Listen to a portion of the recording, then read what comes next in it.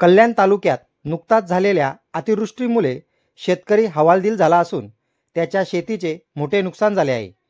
खडवली विभागातील वावेघर येथील शेतकरी सुरेश बाळू शेलार याच्या शेतीचे नुकसान झाले असून या शेतकऱ्याची पिके पाण्यात वाहून गेली आहेत, तसेच शेतीचे साधनेही वाहून गेले आहेत, ज्यामुळे त्याची आर्थिक स्थिती बिकट झाली आहे।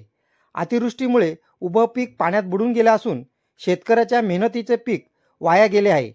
तरी या शेतकऱ्याने मंडळ अधिकारी खडवली यांच्याकडे तात्काळ मागणी केली आहे की त्याच्या शेतीचे पिकांचे पंचनामे करून शासनाने त्वरित मदत देऊन शेतकऱ्यांना नुकसान भरपाई द्यावी व अशा कठीण काळात शेतकऱ्यासोबत उभं राहून त्यांना आधार देण्याची मागणी देखील त्यांनी केली आहे।